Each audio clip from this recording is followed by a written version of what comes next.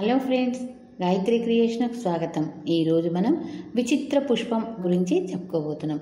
రాజా ప్రతాపవర్మ వస్తున్నాడని రాజభటులు తెలియజేయగానే ఉత్తుంగ తెగ నాయకుడు శంభుడు సంతోషంతో ఉప్పొంగిపోయాడు. వెంటనే గూడమంతా డప్పులు వాయించి దండోరా వేశారు. క్షణాల్లో ప్రజలందరూ గూడెం ముందున్న విశాలమైన మైదానంలో గుమిగూడారు.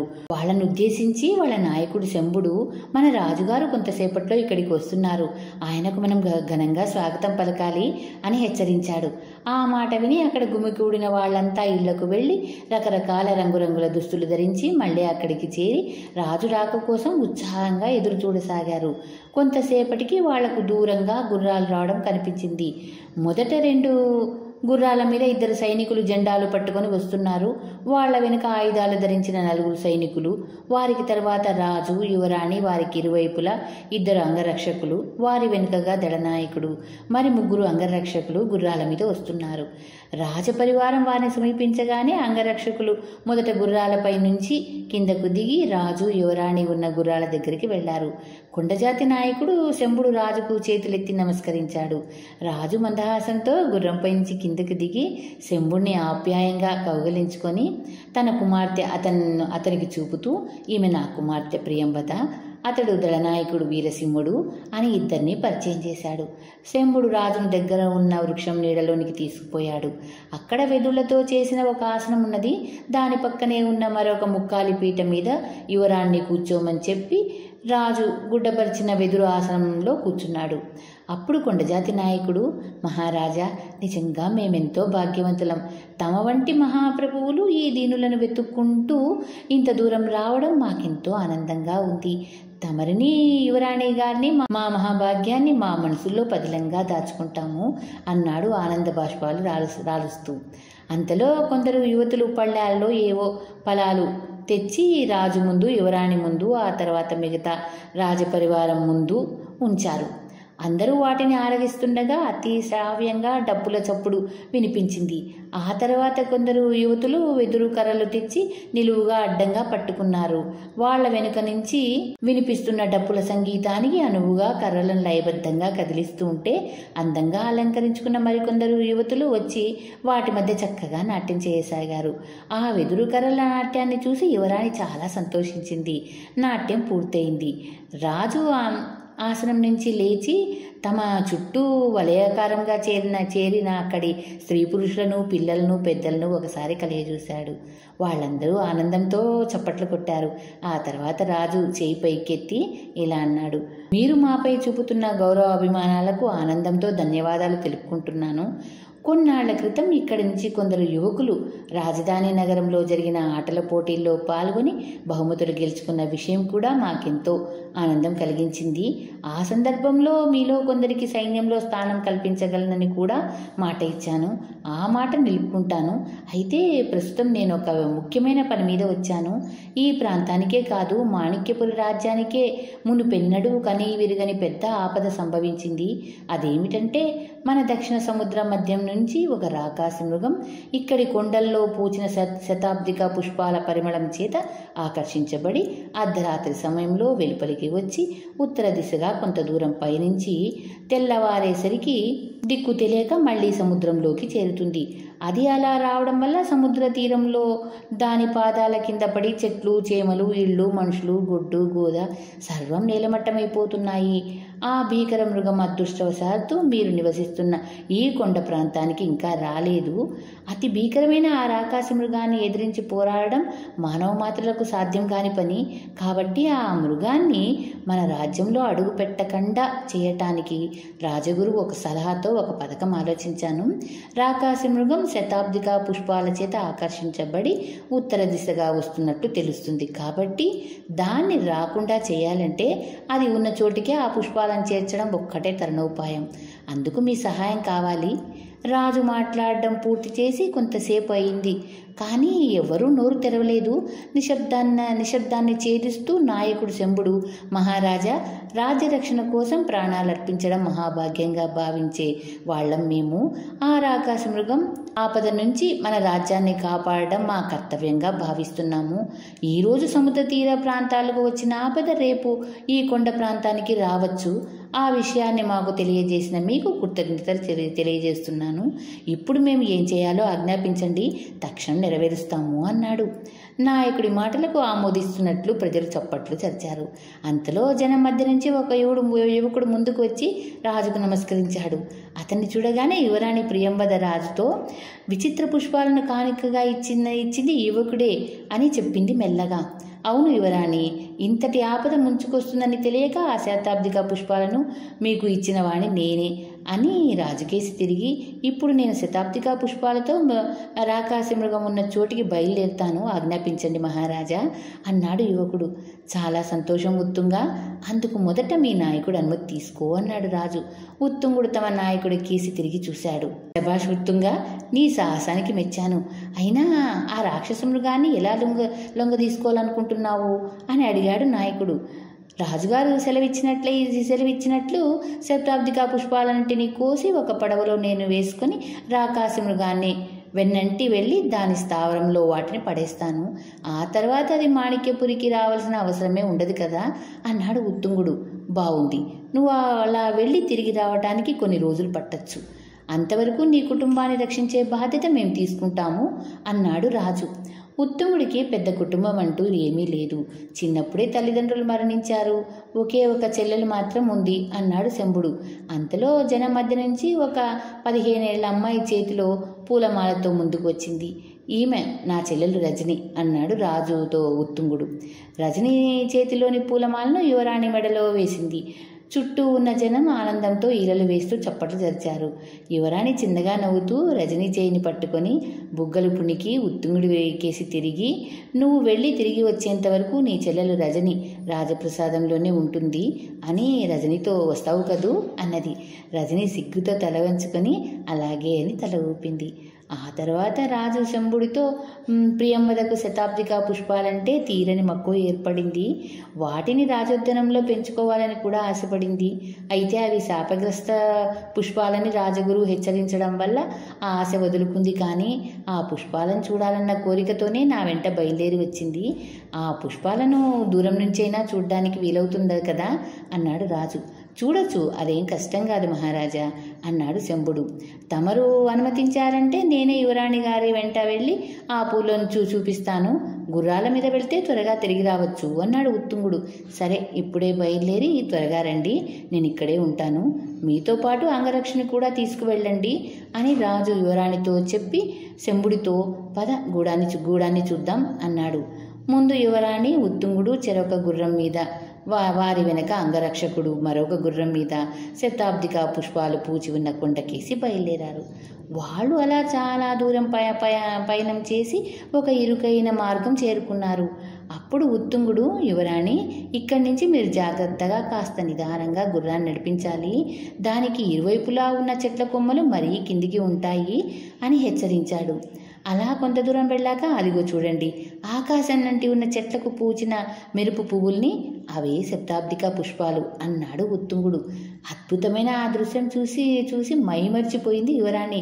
కొండల మీద వెదురు పొదల్లా ఉన్న చెట్లపై మెరుపుల్లా మెరుస్తున్న ఆ ఎర్రటి పూలను చూసి ఆమె, ఇంకా కొంచెం ముందుకు వెళ్దామా అని అడిగింది. వద్దు యువరాణి, గుర్రాలు ఇకపై ముందుకు వెళ్ళలేవు. కాలినడకలు వెళ్ళడం చాలా ప్రయాసతో కూడిన పని అన్నాడు ఉత్తుంగుడు. యువరాణి పుష్పాలను చూస్తూ అలాగే నిలబడిపోయింది. కొంతసేపు అయ్యాక ఉత్తుంగుడు, ఇక బయలుదేరదాం యువరాణి అన్నాడు. సుందరమైన ఈ పుష్పాలు శాపగ్రస్తాలు కావడం దురదృష్టకరం. అయినా మరేదైనా అద్భుతం జరిగి ఆ శాపం తొలగిపోగలదని అనుకుంటున్నాను అంటూ ఆమె ఆ దృశ్యం కేసి మరోసారి తనివిదీరా చూసి గుర్రాన్ని వెనక్కు మళ్లించింది.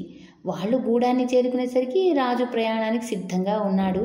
తండ్రిని చూడగానే ఆమె, చాలా అద్భుతమైన దృశ్యాలు చూశాను నాన్న, అయినా ఆ పుష్పాలు సేకరించడం చాలా కష్టమైన పని అన్నది. కష్టమైన పనులు చేయాలంటే మాకు చాలా ఇష్టం యువరాణి అన్నాడు శంభుడు. రాజు ఉత్తుంగుని దగ్గరికి పిలిచి, నీ కార్యం విజయవంతం కావాలని కాంక్షిస్తున్నాను. నీ రాక కోసం నేనే కాదు, మన రాజ్య ప్రజలందరూ ఎదురు చూస్తూ ఉంటారు. దేశక్షేమం కోసం, శాంతి కోసం నువ్వు చేస్తున్న సాహసం ప్రశంసనీయం అని చెప్పి శంభుడికేసి తిరిగి ఉత్తుంగుడు బయలుదేరిన తర్వాత అతడి చెల్లెలు రజనీని రాజప్రసాదానికి తీసుకురా అంటూ ఆసనం నుంచి లేచి ముందుకు నడిచాడు. యువరాణి రజనీ భుజం మీద చెయ్యి వేసి ఆప్యాయంగా ఆమె చేతిని సూచించి గుర్రం మీదకి ఎక్కింది. ఆ తర్వాత రాజు గుర్రాన్ని అధిరోహించాడు. ఆయన వెనక దళనాయకుడు, ఆ పిమ్మట రంగరక్షకులు గుర్రాల మీదికి ఎక్కారు. శంభుడు చేతులు జోడించి రాజుకు నమస్కరిస్తూ వీడ్కోలు చెప్పారు. పరివారంతో రాజు ముందుకు కదిలాడు. ఆ తర్వాత శంభుడు ఉత్తుంగుడి భుజాన్ని ఆప్యాయంగా పట్టుకొని గూడెంకేసి నడుస్తూ, నాయనా ఉత్తుంగ, నీ సాహసం మెచ్చదగినది. నీ మూలంగా మన ఉత్తుంగ వంశానికి చిరకాలంగా నిలిచే కీర్తి లభిస్తుంది.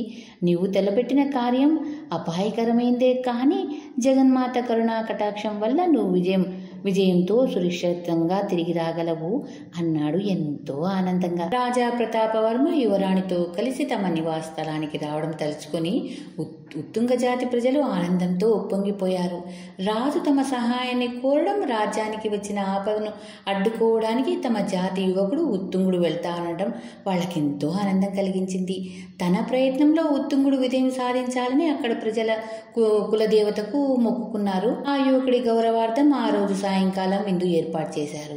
పెద్దలు పిల్లలు గూడానికి సమీపంలో ఉన్న ఒక విశాల ప్రదేశంలో గుమికూడారు. వాళ్ళ నాయకుడు శంభుడు ఇతర కుల పెద్దలు కూర్చున్న స్థలానికి పక్కనే ఉత్తుంగుడికి ఉన్నతాసనం వేశారు.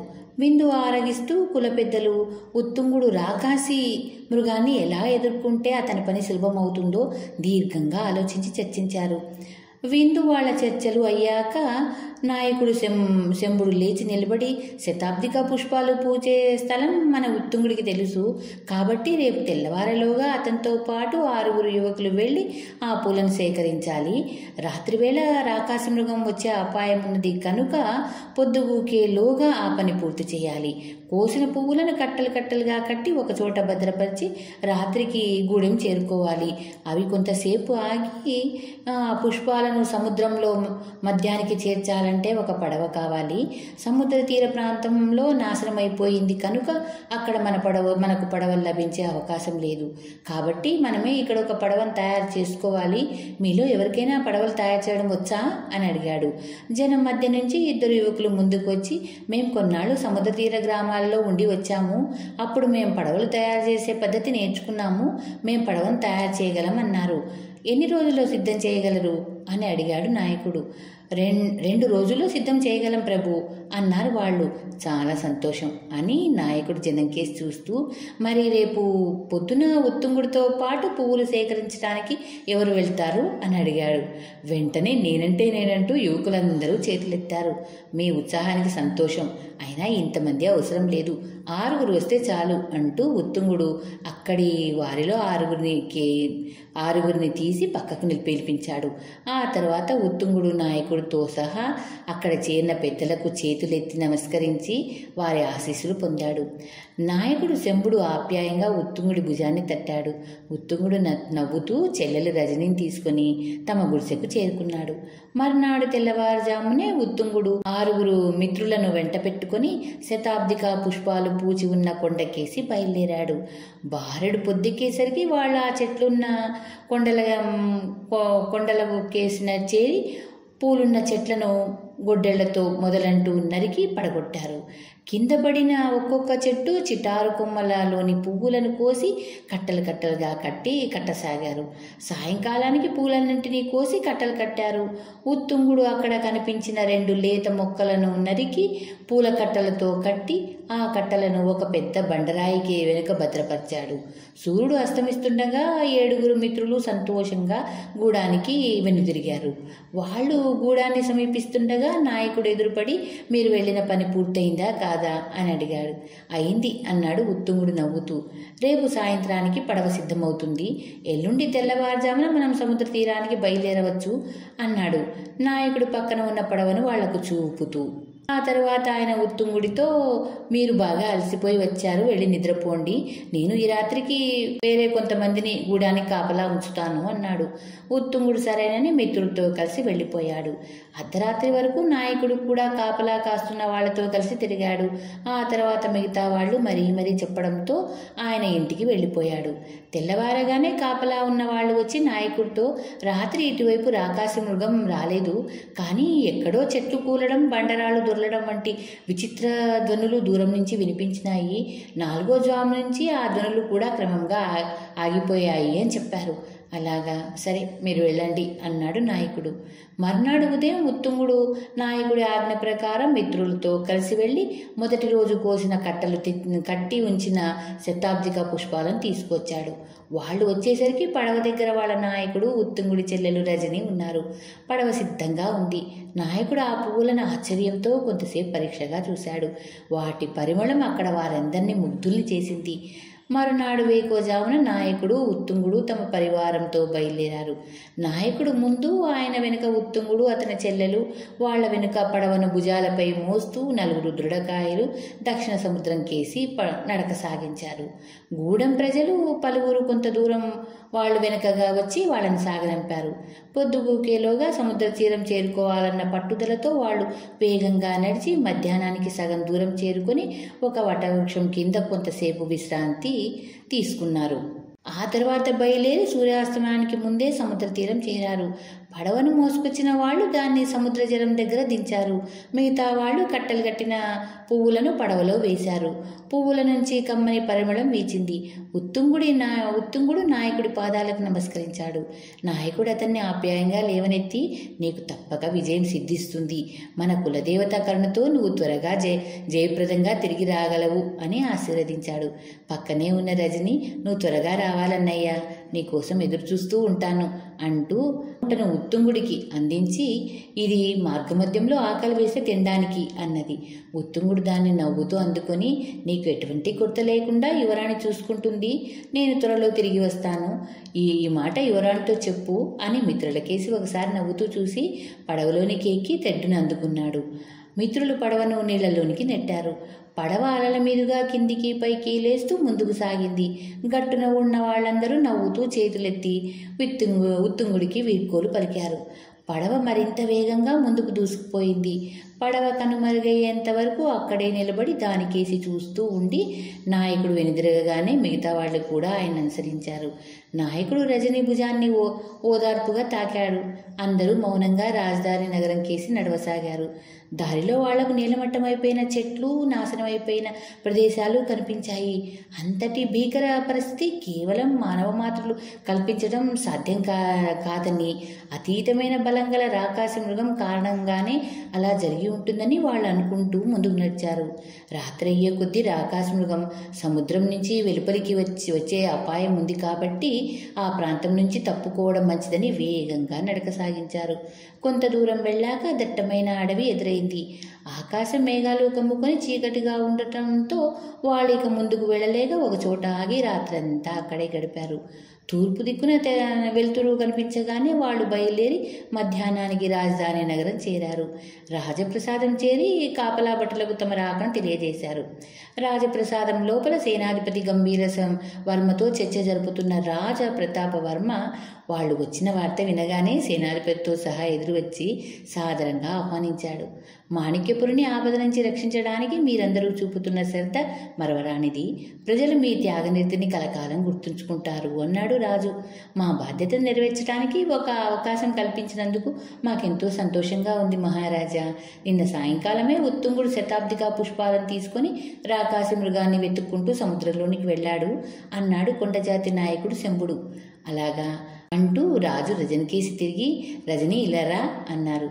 అంతలో రజని రాక తెలిసి అక్కడికి వచ్చిన యువరాణి ప్రియంవద నవ్వుతూ రజని దగ్గరికి వెళ్ళి, ఈ క్షణం నుంచి మనిద్దరం స్నేహితులం అంటూ ఆమె భుజం మీద చేయి వేసి ఆమెను తన అంతఃపురం భవనం కేసి నడిపించింది. మా అన్నయ్య పడవ ఎక్కి బయలుదేరేటప్పుడు త్వరలో రాగలనని మీతో చెప్పమని చెప్పి వెళ్ళాడు అన్నది రజని. అలాగా, చాలా సంతోషం. మీ అన్నయ్య విజయం సాధించి త్వరగా తిరిగి రావాలన్నది నాకు నమ్మకంగా ఉంది అన్నది యువరాణి చిన్నగా నవ్వుతూ. ఉత్తుంగుడికి పడవ ప్రయాణంలో అనుభవం ప్రభావం లేదు. శృంగాంకొండల్లో సెలయేళ్లు తప్ప పెద్ద నదులు లేవు. అక్కడ ఉన్న ఒక్కగానొక్క నది చిత్రావతి పొంగినప్పుడు ఉత్తుంగుడు మిత్రులతో కలిసి తెప్ప కొయ్యల మీద కొంత దూరం సరదాగా వెళ్ళి వచ్చేవాడే తప్ప పడవ నడపవలసిన అవసరం అతనికి అంతకు ముందెన్నడూ కలగలేదు. అయినప్పటికీ ఇప్పుడు మాణిక్యపురిని రాకాశమృగం బారి నుంచి కాపాడాలన్న దృఢ సంకల్పంతో అతను పడవను ముందుకు సాగించాడు. సముద్రంలో కొంత దూరం వెళ్ళాక అలల ఉధృతి తగ్గింది. చిన్న చిన్న అలల మీద పడవ వేగం నడిచింది. అలా కొంత దూరం వెళ్ళి అది నిలకడగా ఉన్న నీళ్లలోనికి ప్రవేశించింది. ఇప్పుడు పడవ ముందుకు వెళ్ళాలంటే తెడ్డు ఉపయోగించవలసి వచ్చింది. అతడు దాన్ని అందుకున్నాడు. మెల్లగా చుట్టుపక్కల చిమ్మ చీకటి కమ్ముకోసాగింది. ఆకాశం మేఘాలు లేకుండా నిర్మలంగా ఉండడంతో చుక్కలు పెట్టినట్లు నక్షత్రాలు ఒక్కొక్కటే మెరుస్తూ రాసాగాయి. మరి కొంతసేపటికి ఎటు చూసినా గాఢాంధకారంగా ఆవరించి ఉంది. రాకాశమృగం ఏ క్షణంలోనైనా ఎటువైపు నుంచైనా నీళ్లు నుంచి పైకి రావచ్చునన్న హెచ్చరికతో ఉత్తుంగుడు జాగ్రత్తగా చుట్టుపక్కల కలియ చూస్తూ ముందుకు వెళ్ళసాగాడు. అలా దూరం వెళ్ళాక హఠాత్తుగా అతని వెనక ఏదో నల్లటి ఆకారం కనిపించింది. ఉత్తుంగుడు వెంటనే పడవను వెనక్కు తిప్పాడు. ఆ నల్లటి ఆకారం క్రమంగా పెద్దదవుతూ పడవ కేసి రావడం అతను గమనించాడు. అది ఏమై ఉంటుందా అని అతడు పరిశీలించి చూశాడు. ముఖం స్పష్టంగా కనిపించకపోయినప్పటికీ దాని పెద్ద తల, వెడల్పాటి భుజాలు, పెద్ద పెద్ద చేతులు చూసి అది తప్పకుండా రాకాశమృగమే ఉంటుందని ఉత్తుంగుడు గ్రహించాడు. అది కదిలే తీరును చూస్తుంటే అంతగా లోతు లేని నీళ్లలో పెద్ద కాళ్లతో మెల్లగా నడుస్తున్నట్లు అతనికి కనిపించింది. నడి సముద్రంలో రాకాశమృగాన్ని ఎదుర్కోవడం చాలా కష్టమని అతడు భావించి సమీపంలో భూభాగం కనిపించేంత వరకు దానికి అందకుండా వెళ్ళాలని నిశ్చయించుకున్నాడు. పడవను వేగంగా నడుపుతూ రాకాశమృగం వస్తున్నదా లేదా అని అప్పుడప్పుడు తిరిగి చూస్తూ ప్రయాణం సాగించాడు. కొంత దూరం వెళ్ళేసరికి దూరంగా పెద్ద రాళ్ల గుట్ట కనిపించింది. ఆహా, భూప్రదేశం అన్న ఆనందంతో అతడు దాన్ని సమీపించాడే తప్ప తీరా దగ్గరికి వెళ్ళాక నేల మీద కాలు మోపటానికి చోటు లేదు. ఎటు చూసినా ఎత్తైన బండరాళ్లే ఉన్నాయి. పైగా అలలు ఉవ్వెత్తుగా లేచి బండలను తాకుతూ ఉండడం వల్ల పడవ మళ్ళీ పైకి కిందికి ఊగులాడసాగింది. దాన్ని అదుపులో పెట్టడానికి ఉత్తుంగుడు అతి కష్టంతో ప్రయాణించాడు. అప్పుడు హఠాత్తుగా తాటి చెట్టు ప్రమాణంలో లేచిన ఒక రాక్షస అలా పడవను అమాంతం లేపి బండల మధ్య ఉన్న ఒక ఇరుకు సందు గుండా వెలుపలికి విసిరికొట్టింది. ఆ వేగానికి పడవ తల్లకిందులైంది. ఉత్తుంగుడు ఎగిరిపడి అవతల ఇసుక పైన పడ్డాడు. పడవలోని పూల కట్టలు అతని తల మీద చెల్లా చెదురుగా పడ్డాయి. క్షణాల్లో జరిగిపోయిన ఈ హఠాత్ పరిమాణానికి ఉలిక్కి పడి ఉక్కిరిబిక్కిరై ఉత్తుంగుడు మరుక్షణమే తేరుకొని చెల్లా చెదురైన పూలను ఏరి పడవ దగ్గరికి చేర్చాడు. ఈలోగా చాలా పువ్వులు నీళ్లపై తేలుతూ వెళ్లడం అతను గమనించాడు. శతాబ్దిక పుష్పాలు ఇక్కడ ఉన్నాయి కాబట్టి రాకాశమృగం ఇటువైపు ఆకర్షించబడి రావచ్చునని అతడు అనుకున్నాడు. అయితే అక్కడ ఉన్న మార్గం మరీ ఇరుకుగా ఉంది. అది రాకాశమృగం రావటానికి చాలినంతగా లేదు. మళ్ళీ పడవలో వెళ్ళి రాకాశమృగాన్ని ఇటువైపు తీసుకొద్దామనుకున్నా అది సాధ్యమయ్యే పని కాదు. ఏం చేద్దామా అని ఆలోచిస్తూ అతడు అలాగే కొంతసేపు నిలబడ్డాడు. రాకాశమృగం కనిపిస్తుందేమో అని మళ్ళీ ఒకసారి జాగ్రత్తగా చూశాడు. కానీ దాని జాడ కనపడలేదు. చాలాసేపు గడిచింది. తూర్పు దిక్కున అప్పుడే వెలుగురేఖలు వస్తున్నాయి. ఆ సమయంలో అతనికి సముద్రంలో రాకాశమృగం వీపు కనిపించింది. రాజుగారు తెలియజేసినట్లు ఆ రాకాశమృగం తెల్లవారక ముందే సముద్ర మధ్యాన్ని చేరుకుంటుందని అతడు గ్రహించాడు. మళ్ళీ పొద్దుగూకి రాత్రి అయ్యేంత వరకు అది సముద్రం వదిలి వచ్చే అవకాశం లేదని అతను నిర్ణయించుకున్నాడు. ఆ తర్వాత అతడు తలక్రిందులుగా పడి ఉన్న పడవను భుజాలతో లేవనెత్తి సరిగ్గా ఉంచాడు. ఏరి ఉంచిన శతాబ్దిక పుష్పాలను మొక్కలను తీసి పడవలో ఉంచాడు. ఆ పువ్వులు ఇంకా అప్పుడే పూసినట్లున్నాయి. వాసనలు వెదజల్లుతున్నాయి. మొక్కలను నాటడానికి, పువ్వులను దాచడానికి సరి అయిన స్థలం ఏదా అని చుట్టుపక్కల పరిశీలించి చూశాడు. అప్పటికే బాగా తెల్లవారింది. ఆ తర్వాత ఆలోచిస్తూ ఒక బండ మీద కూర్చొని విశ్రాంతి కోసం కళ్ళు మూసుకున్నాడు. రాత్రంతా పడవ ప్రయాణం చేసి బాగా అలసిపోయి ఉండడం వల్ల కొంతసేపట్లోనే అతడు ఆదమర్చి నిద్రపోయాడు. అలా ఎంతసేపు నిద్రపోయాడో అతనికి తెలియదు. తల వెనుక ఆడవాళ్ళు నవ్వులు వినిపించాయి. ఉలిక్కిపడి లేచి తను కలగనటం లేదు కదా అనుకుంటూ తల తిప్పి వెనక్కు చూశాడు. 6 యువతులు బిలబిలమంటూ వచ్చి అతను చుట్టుముట్టారు. వాళ్ళ వేషభాషలు విచిత్రంగా ఉన్నాయి. రంగురంగుల దుస్తులు ధరించి ఉన్నారు. కొప్పులను చేతులను పువ్వులతో అలంకరించుకున్న వాళ్ళు ఏ కొండ జాతి వాళ్ళు అయి ఉంటారని ఉత్తుంగుడు భావించాడు. అయితే వాళ్ళు మాట్లాడే భాష అతనికి అర్థం కావటం లేదు. 6 యువకుల చేతుల్లోనూ శతాబ్దిక పుష్పాలున్నాయి. వాటిని సంతోషంగా వాసన చూస్తూ తమలో తాము ఏదో మాట్లాడుకుంటున్నారు. చేతుల్లోని పువ్వులు వాళ్ళు మళ్ళీ అక్కడ ఉంచి ఎప్పుడు వెళ్ళిపోతారా అని కొంతసేపు ఎదురు చూశాడు. వాళ్ళు ఎంతకీ ఆ పని చేసేట్టు లేదు. దాన్ని గ్రహించిన ఉత్తుంగుడు, నేను ఆ పువ్వులను మాణిక్యపురం నుంచి తెస్తున్నాను. ఒక ముఖ్యమైన పని మీద వాటిని దూర ప్రాంతాలకు తీసుకువెళ్తున్నాను. మీరు దయచేసి ఆ పువ్వులను పడవలో ఉంచండి. సూర్యుడు అస్తమించాక నేను ఇక్కడి నుంచి బయలుదేరాలి అన్నాడు. రాకాసి మృగం గురించి చెప్పి వాళ్ళని బెదరగొట్టడం అతనికి ఇష్టం లేదు. మాణిక్యపురి మాణిక్యపురి అంటూ ఆ యువతులు నవ్వారు తప్ప మరేది మాట్లాడలేదు. ఉత్తుంగుడు పడవ దగ్గరకు వెళ్ళి నిలబడి వాళ్ళ కేసు చూస్తూ, మీరు ఆ పువ్వులను ఇక్కడ నుంచి తీశారు కదా అని అడిగాడు చెయ్యి ఊపుతూ. అవును అన్నట్లు తలలు ఊపారు ఆ యువతులు. మరి వాటిని మళ్ళీ ఇక్కడే ఉంచండి అన్నాడు సైగ చేస్తూ. ఆ యువతులు తల అడ్డంగా ఊపుతూ ఏదో చెప్పారు. ఉత్తుంగుడికి ఆ మాటలు ఏమాత్రం అర్థం కాలేదు. అతను కోపంగా, ఆ పువ్వులు నావి, మర్యాదగా వాటిని పడవలో ఉంచండి అని గద్దించాడు చేయి ఊపుతూ. అయినా వాళ్ళు పువ్వులను వాసన చూస్తూ పకపకమని నవ్వసాగారు. ఆఖరికి వాళ్లలో ఒక యువతి ఉత్తుంగుని సమీపించి అతని తాకి చెయ్యెత్తి దూరంగా చూపుతూ ఏదో చెప్పింది. ఈ పువ్వులను తీసుకొని మేము ఇంటికి వెళ్తున్నాము, నువ్వు వస్తావా అని అడిగినట్లు ఆమె చేసిన సైగను బట్టి గ్రహించాడు. మిగతా 5 యువతులు అప్పుడే అక్కడి నుంచి బయలుదేరారు. సరే వస్తాను, నేను అక్కడికి వచ్చాక నా పువ్వులను నాకు ఇచ్చేయాలి. అవి ఉత్తుంగుడు వాళ్ల వెంట బయలుదేరడానికి సిద్ధమవుతూ ఒకసారి పడవలోని చూశారు. అక్కడ ఒక్క పువ్వు కూడా లేదు, మొక్కలు మాత్రం ఉన్నాయి. పడవను అక్కడే వదిలితే మళ్ళీ పెద్ద అల లేచి దాన్ని సముద్రంలోనికి లాక్కుపోవచ్చన్న అనుమానంతో అతడు పడవను మరికొంత వెనుకకు తోసి వదిలిపెట్టాడు. మొక్కలు అక్కడ ఉండటం అంత క్షేమం కాదని భావించి వాటిని చేతిలోనికి తీసుకుని తెడ్డును పడవలో పడేసి యువతలకేసి నడవసాగాడు. వాళ్ళు ఒక చోట ఆగి ఉత్తుంగుడి కోసం నవ్వుతూ ఎదురు చూస్తున్నారు. ఉత్తుంగుడు చకచక 4 అడుగులు వేసి వాళ్ళని సమీపించాడు. వాళ్ళు మాట్లాడే భాష అర్థం చేసుకోవడానికి ప్రయత్నిస్తూ అతడు వాళ్ల వెనుకగా కొంత దూరం మౌనంగా నడవసాగాడు. అతడు తమ వెంట వస్తున్నాడా లేదా అని అప్పుడప్పుడు తిరిగి చూస్తూ ఆ యువతులు తన నివాసం కేసి నడవసాగారు. కొంతసేపటికి వాళ్ళు ఇసుక ప్రదేశం దాటి ఎర్రమట్టి ప్రాంతాన్ని చేరుకున్నారు. చుట్టూ కొండల్లో ఆ ప్రాంతం ఒక లోతైన పళ్ళెంలా కనిపించింది. చుట్టూ చెట్లు చేమలతో పచ్చగా ఉంది, కానీ పెద్ద వృక్షాలు కనిపించడం లేదు. మరికొంత దూరం వెళ్ళేసరికి ఒక చిన్న గూడెం ఎదురైంది. వాళ్లను చూడగానే గుడిసె నుంచి వెలుపలికి వచ్చిన స్త్రీలు ఆ యువతులను ఏదో అడిగారు. దానికి యువతులు ముక్తసరిగా సమాధానాలు చెప్తూ వెళ్లి గూడెం మధ్యలో ఉన్న ఒక పెద్ద గుడిసెను సమీపించి అమ్మ అమ్మ అని పిలిచారు. కొంతసేపటికి ఒక మధ్య వయస్కురాలు తలుపు తీసుకుని వెలుపలికి వచ్చింది. తెచ్చామో చూడు, అందంగా ఉన్నాయి కదూ అంటూ తాము తెచ్చిన పూలను చూపించింది ఒక యువతి ఎంతో సంతోషంగా. చాలా అందంగా ఉన్నాయి, మంచి వాసనలు కూడా వేస్తున్నాయి, ఎక్కడి నుంచి తెచ్చారు అని అడిగిందా స్త్రీ. సముద్ర తీరానికి వెళితే యువకుడు ఒక చోట నిద్రపోతూ కనిపించాడు. అతని పక్కన ఒక పడవలో పువ్వులు కనిపించాయి. అతడు మన కోసమే తెచ్చి ఉంటాడని వాటిని తీసుకున్నాము. అతడు మాణిక్యపురి నుంచి వచ్చినట్టు ఉన్నాడు. అతడు ఏదో చెప్పాడు కానీ మాకు అర్థం కాలేదు, మా వెంట పిలుచుకొని వచ్చాము. అందంగా ఉన్నాడు కదూ అంటూ ఒక యువతి ఉత్తుంగుణ్ణి చూపించింది. అవును, చక్కగా ఉన్నాడు, కాబోయి రాణి, అతనితో మాట్లాడి సంగతి తెలుసుకుంటాను, మీరు లోపలికి వెళ్ళండి అన్నదా స్త్రీ. యువతులు 6 ఒకరి వెనక ఒకరు ఇంటిలోకి వెళ్లారు. ఆ స్త్రీ ఉత్తుంగుని కూర్చోమని సైగ చేసి లోపలికి వెళ్ళింది. వాళ్ళేం మాట్లాడుకున్నది ఉత్తుంగునికి అర్థం కాలేదు. ఆ ఇంటిని బట్టి చూస్తే అది ఒక గూడెం నాయకుడిదై ఉంటుందని అతను ఊహించాడు. లోపలికి వెళ్ళిన స్త్రీ పళ్ళెం లాంటి ఒక పాత్ర నిండా ఏదో పానీయం తెచ్చి ఉత్తుంగుడికిచ్చి, బాగా అలసిపోయినట్టున్నావు, దీని తాగు, కాబోయి వచ్చాక మాట్లాడుతూ భోజనం చేద్దువు గాని అన్నది.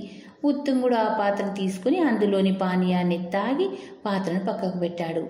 దాపులున్న ఒక గుంజకు ఆనుకొని కూర్చొని యువతులు ఇంటి లోపలికి తీసుకెళ్లిన శతాబ్దిక పుష్పాలను గురించి ఆలోచించసాగాడు. ఇక్కడున్న శతాబ్దిక పుష్పాల చేత ఆకర్షించబడి సముద్రంలోని రాకాసి మృగం ఇటుపై వచ్చిందంటే ఏం చెయ్యాలి? అయినా సముద్ర తీరంలో ఎత్తైన గోడ కట్టినట్లు బండరాళ్లున్నాయి. ఆ బండను దాటుకుని రాకాసుమృగం వచ్చే అవకాశం లేదు. బండల మధ్య చిన్న చిన్న ఇరుకు మార్గం ఉంది. ఆ మార్గం గుండా రాకాసుమృగం రావటానికి సాధ్యపడదు. పడవ తల్లక్రిందులైనప్పుడు సముద్రంలోని కొట్టుపోయిన పుష్పాలతో రాకాసుమృగం ప్రస్తుతానికి తృప్తి చెందవచ్చు. ఒకవేళ అవసరమైతే ఇక్కడి ప్రజలు తనకు సహాయపడగలరా? భుజాన్ని ఎవరో బలంగా తట్టడంతో ఉత్తుంగుడు ఆలోచించి బయటపడి తల పక్కకు తిప్పి చూశాడు. ఎదురుగా నిలబడ్డ ఒక దృఢకాయుడు, ఎవరు నువ్వు అని అడిగాడు. ఉత్తుంగుడికి ఆ ప్రశ్న అర్థం కాలేదు. అయినా అతడు, మాణిక్యపురి రాజ్యం శృంగాం కొండల నుంచి వచ్చాను, నా పేరు ఉత్తుంగుడు అన్నాడు. శృంగాం కొండ నుంచి వస్తున్నావా? చాలా సంతోషం, లోపలికి వెడదాంరా అంటూ ఇంటి లోపలికి దారి తీశాడు దృఢకాయుడు. అతనికి తమ భాష తెలుసుని గ్రహించగానే ఉత్తుంగుడు చాలా సంతోషంగా లేచి నిలబడ్డాడు. శృంగాం కొండల ప్రాంతం నుంచి ఇంత దూరం ఇక్కడికి ఒంటరిగా ఎలా వచ్చావు అంటూ కూర్చోడానికి పరిచి ఉన్న చాపను చూపాడు దృఢకాయుడు. ఉత్తుంగుడు చాప మీద కూర్చుంటూ, నేను మాణిక్యపురి దక్షిణ సరిహద్దు నుంచి నిన్న సాయంకాలం పడవలో బయలుదేరాను. తెల్లవారుతూ ఉండగా ఒక పెద్ద అల లేచి నా పడవను తీరం మీదకి విసిరి కొట్టడంతో గట్టు మీద పడ్డాను. అంతేగాని నేను ఇక్కడ ఉద్దేశపూర్వకంగా రాలేదు అన్నాడు. అంతలో గుడిసె లోపలి గది నుంచి మధ్య యువస్కురాలు 2 పెద్ద పళ్ళాల పాత్రల నిండా ఏదో పానీయం తెచ్చి వాళ్ల ముందు పెట్టి లోపలికి వెళ్ళింది. దృఢకాయుడు తానొక పాత్ర తీసుకుని ఉత్తుంగుడికి మరొక పాత్ర చూపుతూ, తీసుకో అన్నాడు. నేను ఇక్కడికి రాగానే ఆమె నాకు పానీయం ఇచ్చి నా ఆకలి తీర్చింది అంటూ పాత్రను అందుకున్నాడు ఉత్తుంగుడు. ఇక్కడికి ఎప్పుడు వచ్చావు అని అడిగాడు దృఢకాయుడు. నేను ఇక్కడికి రాలేదు, నన్ను ఇక్కడికి తీసుకువచ్చారు అన్నాడు ఉత్తుంగుడు. ఎవరు తీసుకొచ్చారు అని అడిగాడు దృఢకాయుడు. పాత్రలో పానీయాన్ని తాగి కింద పెడుతూ గట్టు మీద పడవతో సహా ఎగిరిపడ్డ నేను అప్పటికి బాగా అలసిపోయాను. కొంతసేపు విశ్రాంతి తీసుకుందామని కళ్ళు మూశాను. మెలకువ వచ్చేసరికి చుట్టూ కొందరు యువతులు చేరారు. పడవలో నేను తెచ్చిన పూలను తీసుకొని నిలబడ్డారు.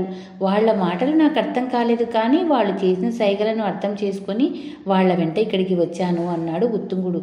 ఈలోగా లోపలికి వెళ్ళిన స్త్రీ పూల కట్టలను తెచ్చి దృఢకాయుడి ముందు ఉంచి, కాబోయి మన అమ్మాయి ఈ పూలను తెచ్చింది, అందంగా ఉన్నాయి కదూ అన్నది. బాగున్నాయి, అయినా మన అమ్మాయి వాటినెందుకు తెచ్చింది అని అడిగాడు దృఢకాయుడు. అవి మంచి వాసన వేస్తుంది, అందువల్ల ఇష్టపడి తెచ్చింది అన్నది స్త్రీ.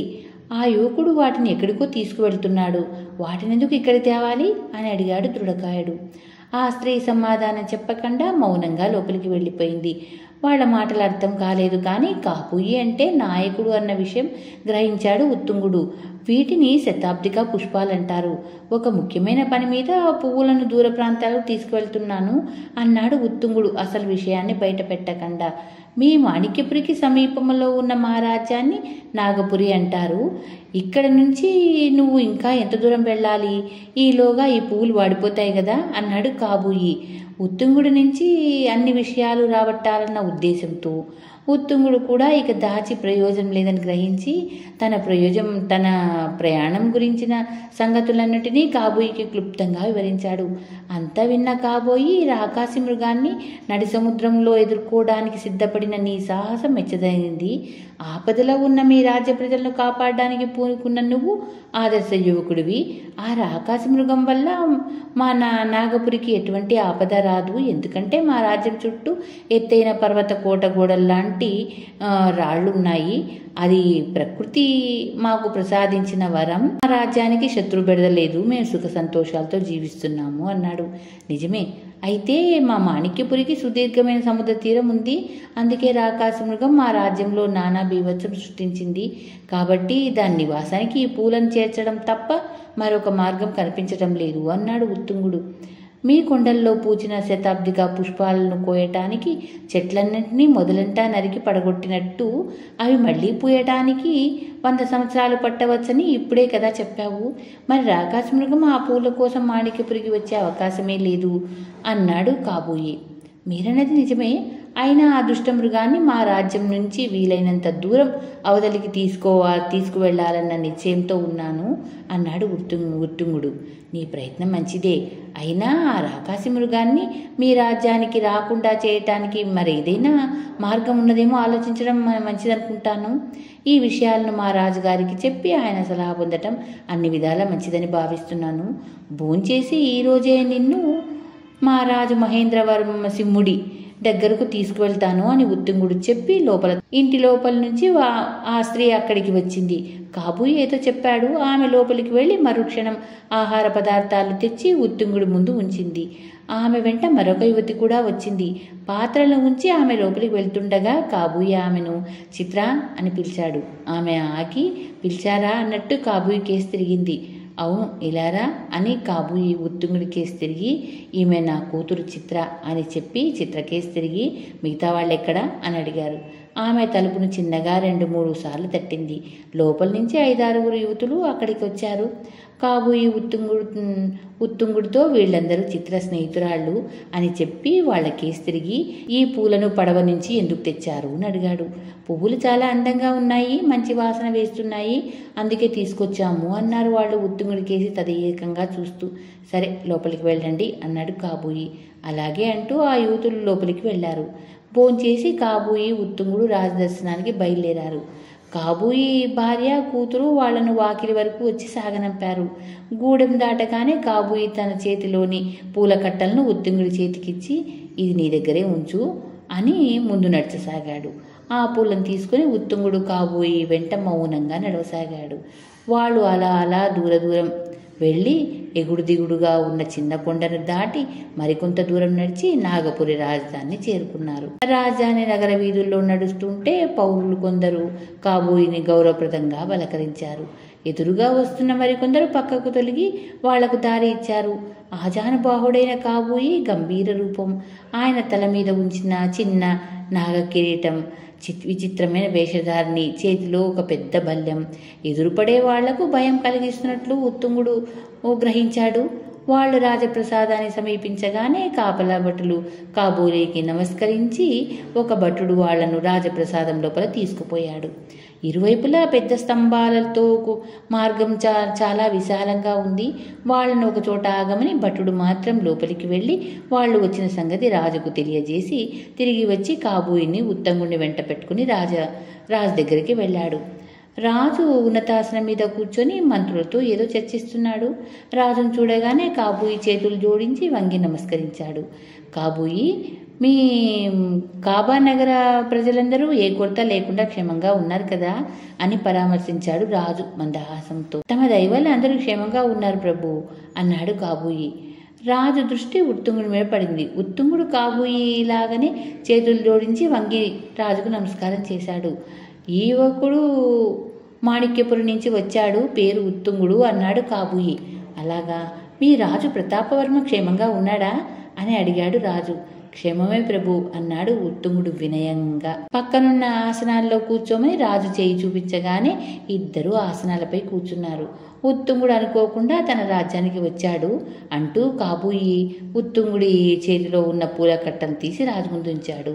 మీరు లోపలికి రాగానే వింత పరిమళం వీచింది, ఇదా కారణం అన్నాడు రాజు. ఉత్తుంగుడు వాటిని శృంగం కొండల నుంచి తెచ్చాడు. అది 100 సంవత్సరాలకు ఒకసారి పూచే విచిత్ర పుష్పాలట, అందుకే వీటిని శతాబ్దిక పుష్పాలని పిలుస్తారట అన్నాడు కాబోయి. అలాగా, మాణిక్యపుర రాజు ప్రతాపవర్మ మన కోసం వీటిని అంత దూరం నుంచి పంపాడా అన్నాడు రాజు ఎంతో ఆశ్చర్యంగా. కాదు ప్రభు అంటూ కాబోయి శతాబ్దిక పుష్పాల వల్ల మాణిక్యపురికి వాటిల్లిన ఆపద గురించి, రాకాసి మృగాన్ని వెతుక్కుంటూ బయలుదేరిన ఉత్తుంగుడి ప్రయాణం గురించి క్లుప్తంగా వివరించి ఈ విషయాన్ని మనకు తెలియజేసి తమ సలహా పాటించడం మంచిదని ఉత్తుంగుడిని వెంట పెట్టుకుని వచ్చాను ప్రభు అన్నాడు కాబోయి. ప్రజల క్షేమం కోసం ఉత్తుంగుడు చేస్తున్న సాహసం ప్రశంసనీయమైనది. అయినా అతడు ఆ రాక్షస మృగాన్ని ఎదుర్కోవడానికి ఒంటరిగా వెళ్ళడం అంత క్షేమం కాదు. ఈ సాహస వేడికి తోడుగా మన వీరులను మరికొందరిని వెళ్ళే ఏర్పాటు చేద్దాం అన్నాడు రాజు. అంతలో ఒక 15 ఏళ్ల అమ్మాయి, నాన్న ఈ పువ్వులు ఇవి చాలా అందంగా ఉన్నాయి అంటూ అక్కడికి వచ్చింది. రాజు ఆమెను ఆప్యాయంగా దగ్గర తీసుకొని వీటిని మాణిక్యపురి నుంచి నీకోసం ఆ యువకుడు తెచ్చాడు అన్నాడు చిన్నగా నవ్వుతూ. నా కోసం తెచ్చావా అంటూ ఆ అమ్మాయి ఉత్తుంగుడి కేసి ఆశ్చర్యంగా చూసింది. ఉత్తుంగుడు ఏం చెప్పడానికి తోచక చిన్నగా నవ్వాడు. రాజు అతనితో, ఈమె నా కుమార్తె మల్లిక, ఈమెకు పువ్వులంటే ప్రాణం. అవును యువరాణి, ఈ పువ్వులను నీకోసమే తెచ్చాను అన్నాడు ఉత్తుంగుడు. వీటిని నేను తీసుకుంటాను నాన్న అన్నది మల్లిక తండ్రితో. అలాగే తల్లి, నువ్వు లోపలికి వెళ్ళు, నేను ఇప్పుడే వస్తాను అని రాజు చెప్పగానే మల్లిక పూలను తీసుకొని సంతోషంగా లోపలికి వెళ్ళిపోయింది. రాజు ఆ పుష్పాలకున్న శాపం గురించి కానీ రాకాసి మృగం గురించి కానీ యువరాణికి తెలియచేయకూడదు అని కొంతసేపు మౌనంగా ఆలోచించి, కాబోయే మీరు ఈ రాత్రికి ఇక్కడే విశ్రాంతి తీసుకోండి, రాకాసి మృగం గురించి ఏం చేయాలో రేపు నిర్ణయం ఇద్దాం అని చెప్పి అక్కడి నుంచి లేచి రాజభవనంలోనికి నడిచాడు. ఆయన వెళ్ళేంత వరకు మంత్రులు కాబోయి ఉత్తముడు లేచి నిలబడ్డాడు. రాజు వెళ్ళాక ఒక మంత్రి కాబోయితో, మీరిద్దరు నా వెంట రండి, మీకు ఒక బస ఏర్పాటు చేస్తాను వాళ్ళను తీసుకుని పోయి వాళ్ళకు ఒక విశాలమైన పడవ చూపించి ఇక్కడ మీ అవసరాలన్నింటినీ సేవకులు చూసుకుంటారు, రేపు ఉదయం రాజుగారి నుంచి పిలుపు వచ్చేంత వరకు మీరు ఇక్కడే విశ్రాంతి తీసుకోవచ్చు అని చెప్పి వెళ్ళిపోయారు. మంత్రి వెళ్ళిన కొంతసేపటికల్లా ఒక భటుడు అక్కడికి వచ్చి తమ కోసం పువ్వులు తెచ్చిన యువకుణ్ణి వెంట పెట్టుకుని రమ్మని యువరాణి గారు ఆజ్ఞాపించారు అన్నాడు. ఉత్తుంగుడు ఆశ్చర్యంగా కాబోయి కేసి చూశాడు. కాబోయి, నువ్వు వెళ్ళిరా, అయితే నేను రాజుగారు చెప్పిన విషయం మాత్రం మర్చిపోవద్దు, జాగ్రత్త సుమా అని హెచ్చరించాడు. ఉత్తుంగుడి వెంట పెట్టుకుని వెళ్ళిన రాజభటుడు అతన్ని రాజభవనంలోని ఒక విశాలమైన గదిలోనికి తీసుకుపోయి, ఇక్కడే ఉండు, యువరాణి గారికి చెప్పి వస్తాను అని లోపలికి వెళ్ళాడు. ఉత్తుంగుడు అక్కడ నిలబడి పక్కనున్న పెద్ద కిటికీ గుండా వెలుపలికి చూశాడు. ఆ గదిని ఆనుకొని కింద అందమైన ఉద్యానవనం కనిపించింది. అతడు దాని కేసి చూస్తుండగా కిటికీ ఎదురుగా ఉన్న ద్వారం గుండా లోపలికి వచ్చిన యువరాణి మల్లిక, అప్పుడే వచ్చావా అంటూ పలకరించింది. ఉత్తుంగుడు ఆమె కేసి తిరగగానే, నీకు పువ్వులంటే ఇష్టం కదూ, మరి నాకు పువ్వులంటే ఇష్టమని నీకెలా తెలిసింది? ఆ అందమైన పువ్వులను నేను గదిలో భద్రంగా దాచుకున్నాను. అది సరే, ఆ శతాబ్దిక పుష్పాలకు శాపం ఎలా కలిగింది అని అడిగింది యువరాణి. ఆ ప్రశ్నకు ఉత్తుంగుడు ఉలిక్కిపడి మరుక్షణమే తేరుకుని, శాపమా? ఎవరికి? శతాబ్దిక పుష్పాలకు శాపమేమిటి యువరాణి అన్నాడు ఏమీ ఎరగనట్లు. మా తండ్రితో మీరు చెప్పిన విషయం కొంత విన్నాను. ఉన్నట్లుండి భవనంలో సువాసన వీచడంతో కారణమేమిటా అని మంత్రులతో చర్చలు జరుపుతున్న మా తండ్రి గారి దగ్గరికి వచ్చాను. తండ్రి చేతిలోని పూలను నుంచే ఆ వాసనని గ్రహించి అటు సమీపిస్తున్నప్పుడు ఆ పువ్వుల కోసం రాకాసి మృగం వస్తుందని కాబోయి అనడంతో అక్కడే ఆగి తెరచాటు నుంచి మీ మాటలు విన్నాను. అయినా రాకాసి మృగానికి సైతం ఆ పువ్వులంటే అంత ఇష్టమని నాకు తెలియదు అన్నది యువరాణి ఆశ్చర్యంతో కడుదుకుతూ. ఉత్తుంగుడికి ఏం చెప్పడానికి తోచక, అవును, పువ్వులంటే నాకు ఇష్టమే, అయితే నేను రాకాసి మృగాన్ని కాను అన్నాడు నవ్వుతూ. నిజమే, నువ్వు రాకాసి మృగానివి కాదు, కానీ రాకాసి మృగాన్ని వెతుక్కుంటూ వెళుతున్న సాహసవీరుడివి, అవునా అని అడిగింది యువరాణి చిన్నగా నవ్వుతూ. ఆ పువ్వులను మీకోసమే తెచ్చాను యువరాణి, నన్ను నమ్మండి అన్నాడు ఉత్తుంగుడు. నమ్మాలనే ఉంది కానీ అంటూ ఏదో చెప్పడానికి సంశయిస్తూ ఉత్తుంగుడి కేసు చూసింది యువరాణి. ఇంతకు నన్ను పిలిపించిన కారణం చెప్పనలేదు అన్నాడు ఉత్తుంగుడు. నువ్వు రాకాసి మృగాన్ని ఎదుర్కోవడానికి వెళ్తున్నావు కనుక మేము రాకాసి మృగం వంటి ఒక శత్రువుని ఎదుర్కోవడానికి నీ సహాయం కోరుతున్నాను అన్నది యువరాణి. మీకు శత్రువులా యువరాణి? నాగపురికి శత్రువులే లేరని చెప్పాడే కాబోయి అన్నాడు ఉత్తుంగుడు ఆశ్చర్యంగా. నిజమే, నాగపురికి వెలుపల నుంచి శత్రువులు లేరు, మా నుంచే ఒక శత్రువు బయలుదేరాడు అన్నది యువరాణి. ఎవరు అన్నట్టు చూశాడు ఉత్తుంగుడు. మరెవరో కాదు, మా మేనమామ నాగసింహుడు. మా తండ్రికి అతని సైన్యంలో దళనాయకుడి పదవి ఇచ్చాడు. అతడు దానితో తృప్తి చెందకుండా సేనాధిపతి కావాలని తోబుట్టువైన మా తల్లి ద్వారా తండ్రికి చెప్పించాడు. మా తండ్రి అందుకు ఒప్పుకోలేదు. దానికి ఆగ్రహం చెందిన మా మామ సేనాధిపతినే కాదు, నేను తలుచుకుంటే ఈ రాజ్యానికి రాజును కాగలను అని తన సహచరులతో గొప్పలు చెప్పుకోసాగాడు. ఆ విషయం తెలిసిన మా తండ్రి అతన్ని రాజభవనంలో అడుగు పెట్టవద్దని మందలించి పంపేశాడు. మా నాన్న నన్ను మా తల్లిని అతని పట్ల జాగ్రత్తగా వ్యవహరించమని చెప్పారు అన్నది యువరాణి. ఇప్పుడు సేనాపతి ఎవరు అని అడిగాడు ఉత్తుంగుడు. దుర్జయుడు, మగ సంతానం లేనందువల్ల నన్ను ఈ రాజ్యానికి రాణి చెయ్యాలన్నది మా తండ్రి అభిష్టం. ప్రజల క్షేమం తన క్షేమంగా భావించే మా తండ్రి కూడా నాగసింహుడి వల్ల ప్రజలకు ఎటువంటి హాని కలగకూడదని అహర్నిశలు ఆలోచిస్తున్నారని మా తల్లి ద్వారా తెలిసింది అన్నది యువరాణి. ప్రజల క్షేమమే తన క్షేమంగా భావించే రాజుకు ఎటువంటి ఆపద రాదు. సైనికుల కన్నా ప్రజలే రాజును రక్షించగలరు. సరే, ఇప్పుడు నాగసింహుడు ఎక్కడున్నాడు అని అడిగాడు ఉత్తుంగుడు. మా తండ్రి సలహా మీద సేనాధిపతి అతన్ని కొందరు సైనికులతో పాటు ఉత్తర సరిహద్దు కాపలాకు పంపాడు. రోజు అతన్ని గురించిన సమాచారం రాజుకు అందుతూనే ఉంటుంది. అయినా అతడు ఎంతో కాలం ఊరుకోడని, సింహాసనం కోసం కుట్ర చేయగలడని మా తల్లి భయపడుతుంది. ఈ విషయం నీకు చెప్పడానికి పిలిపించాను. నువ్వు ఇక్కడే కొన్నాళ్ళు ఉంటే మంచిది అన్నది యువరాణి. అలాగే యువరాణి, అయినా నేను ఒక ముఖ్యమైన పని మీద దూర ప్రాంతానికి వెళుతున్నాను. ఈ విషయంలో రాజుగారు కూడా నాకు సహాయపడతారని మాట ఇచ్చారు అన్నాడు ఉత్తుంగుడు. ఆ సంగతి నాకు తెలుసు. నాగసింహుడి గురించి నేను నీతో చెప్పిన సంగతి ఎవరికి చెప్పకూడదు. ఏదైనా సమాచారం అందితే నీకు తెలియజేస్తాను. ఇక నువ్వు వెళ్ళు అన్నది యువరాణి. ఉత్తుంగుడు భటుడి వెంట విడిదిని చేరేసరికి అక్కడ కాబోయి అతని కోసం ఎదురు చూస్తూ ఉన్నాడు. ఆయన అడగకముందే యువరాణి శతాబ్దిక పుష్పాల గురించి వివరాలు అడిగింది. మనం రాజుతో చెప్పిన కొన్ని విషయాలు ఆమె విన్నట్లుంది. 100 సంవత్సరాలకు ఒకసారి పూచే అందమైన పుష్పం అదని చెప్పాను. అంతకుమించి నేనేమీ చెప్పలేదు అన్నాడు ఉత్తుంగుడు యథాలాపంగా. మంచి పని చేశావు అన్నాడు కాబోయి మెచ్చుకోలుగా. మరునాడు ఉదయం రాజుగారి దగ్గర నుంచి భటుడు రాగానే కాబోయి ఉత్తుంగుడు రాజదర్శనానికి వెళ్ళారు. వాళ్ళని చూడగానే రాజు, నిన్న మనం అనుకున్నట్లు ఉత్తుంగుడికి తోడుగా దళనాయకుడు నాగసింహుడితో పాటు సైనికులు మరికొందరిని పంపుతాను. నాగసింహుడు మన రాజ్యం ఉత్తర సరిహద్దుల్లో ఉన్నాడు. అతడు రావడానికి 2-3 రోజులు పట్టవచ్చు. అంతవరకు ఉత్తుంగుడు ఇక్కడే ఉండని, నువ్వు కావాలంటే గూడానికి వెళ్ళు అన్నాడు కాబోయితో. కాబోయి రాజుకు నమస్కరించి సెలవు తీసుకుని ఉత్తుంగుడిని అతని విడిదిలో వదిలి తన గుడారానికి బయలుదేరాడు. ఉత్తుంగుడు భోజనం చేసి నగరంలోని వింతలను విశేషాలను చూడ్డానికి బయలుదేరాడు. తీర్చిదిద్దినట్లున్న నగర వీధులు, వింత వింత భవనాలు అతన్ని ఆశ్చర్యం కలిగించాయి. ఆ రాజ్యం ఎంతో సురక్షితంగా సుఖ సంతోషాలతో తులతూగుతున్నట్లు ఉత్తుంగుడికి అనిపించింది. నాగసింహుడి కుట్ర ఫలితంగా రాజుకు ఏదైనా అపవాదు కలిగితే ఆ రాజ్య ప్రజల గతి ఏమవుతుందో అని ఆలోచిస్తూ ఉత్తుంగుడు సాయంకాలానికి తన విడిది చేరాడు. అలాగా 2 రోజులు గడిచిపోయినాయి. 3వ రోజు సాయంకాలం ఒక భటుడు వచ్చి యువరాణి రమ్మన్నట్లు చెప్పాడు. ఉత్తుంగుడు అతని వెంట రాజభవనానికి వెళ్ళాడు. అతని రాక కోసం ఎదురు చూస్తున్న యువరాణి, మా మామ దడనాయకుడు నాగసింహుడు రాజధానికి వస్తున్నాడు. నువ్వు అతని పట్ల జాగ్రత్తగా వ్యవహరించాలి. పైగా అతడు నాగపురి రాజ్య సింహాసనాన్ని కబళించడానికి ఏదైనా కుట్ర చేస్తున్నాడా అని తెలుసుకోవడానికి ప్రయత్నించు. నువ్వు రాజుకు విశ్వాసపాత్రుడని తెలిస్తే మాత్రం అతడు తన రహస్యం బయటపడనీయడు. సరే, నీ ప్రయాణం విజయవంతమయ్యాక తిరిగి ఇక్కడికి వస్తావా, లేక అలాగే మాణిక్యపురికి వెళ్తావా అని అడిగింది. తప్పకుండా ఇక్కడికి వస్తాను. ఇక్కడి పరిస్థితులను చక్కదిద్ది మరీ వెళ్తాను యువరాణి అన్నాడు ఉత్తంగుడు. నువ్వు చాకచక్యంతో మాట్లాడి నాగసింహుడి పథకాలను తెలుసుకున్నట్లయితే వాటిని భగ్నం చేయడం సులభమవుతుంది. ఈ విషయం చెప్పడానికే పిలిపించాను. ఇక వెళ్ళొచ్చు అని లోపలికి వెళ్ళింది యువరాణి. ఉత్తుంగుడు తన విడిదికి తిరిగి వెళ్ళాడు. ఆ రోజు రాజ్యం ఉత్తర సరిహద్దుల నుంచి వచ్చిన దళనాయకుడు నాగసింహుడు సేనాధిపతి దుర్జయుడి దగ్గరకు వెళ్ళి నమస్కరించి, ఉన్నట్లుండి నన్ను పిలిపించిన కారణం ఏమిటి అని అడిగాడు. మాణిక్యపురి నుంచి కొన్ని పుష్పాలతో బయలుదేరి ఇటుగా వచ్చిన ఉత్తుంగుడనే యువకుడికి తోడుగా నీ నాయకత్వంలో మన సైనికులను కొందరిని పంపాలని రాజుగారు నిర్ణయించాడు అన్నాడు సేనాధిపతి.